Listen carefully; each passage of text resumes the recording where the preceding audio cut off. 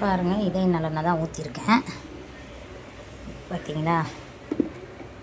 கத்திரிக்காய் சம்பாவுக்கு மட்டும் இதே நல்லெண்ணெய் ஊற்றினா நல்லாயிருக்கும். நல்லெண்ணெய் ஊற்றினா நல்லாயிருக்கும், நல்ல டேஸ்ட்டாக இருக்கும்.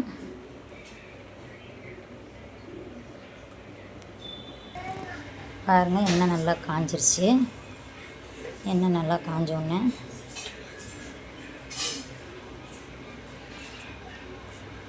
கடுகு உளுந்து போடணும். கடுகு உளுந்து போட்டு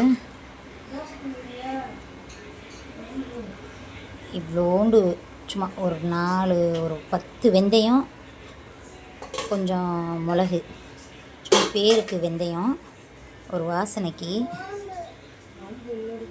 பாருங்கள். மிளகு வெந்தயமும் போட்டேன். அடுத்து ஜீரகமும் கொஞ்சோன்னு,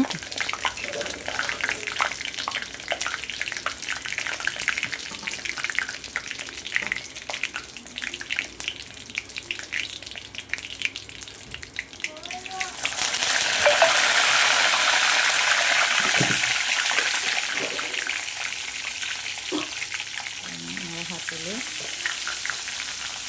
மஞ்சத்தூள்,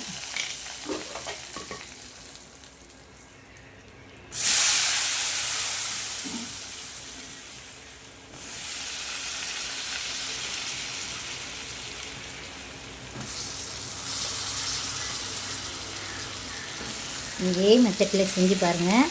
சூப்பராக இருக்கும் கத்திரிக்காய் சட்னி. நாங்கள் இப்படி தான் செய்வோம் எப்போவுமே. எங்கள் வீட்டில் எல்லாருக்குமே பிடிக்கும். கத்திரிக்காய் சட்னிக்கு மட்டும் கத்திரிக்காய் வேக போடுறதுனால, கத்திரிக்காய் வேகணுன்றதுனால உப்பு போடக்கூடாது. கொஞ்சம் லாஸ்ட்டாக கொஞ்சம் நல்லா கத்திரிக்காய் வெந்ததுக்கப்புறம் உப்பு போட்டுக்கோங்க.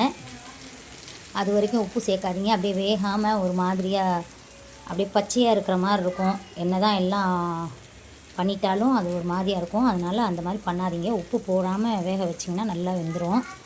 இதுக்கு வந்து நல்லா வேகணும். நல்லா வெந்தால் தான் சட்னி சூப்பராக இருக்கும்.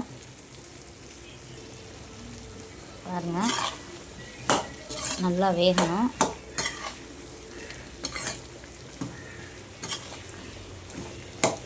ஒரு 5 நிமிஷம் நல்லா கிண்டி விட்டுட்டு அப்படியே மூடி வச்சிட்டிங்கன்னா கொஞ்சம் நேரத்தில் வெந்துடும். பாருங்கள், கத்திரிக்காய் சட்னி ஃபுல்லாக முடிஞ்சிருச்சு. எப்படி இருக்குதுன்னு பார்த்தீங்களா? அப்படியே கொஞ்சம் சிம்மில் வச்சா நல்லா அப்படியே எண்ணெய் பிரிஞ்சு வரும். அவ்வளோதான், கத்திரிக்காய் சட்னி முடிஞ்சிருச்சு. நீங்களும் இதே மாதிரி உங்கள் வீட்டில் ட்ரை பண்ணி பாருங்கள்.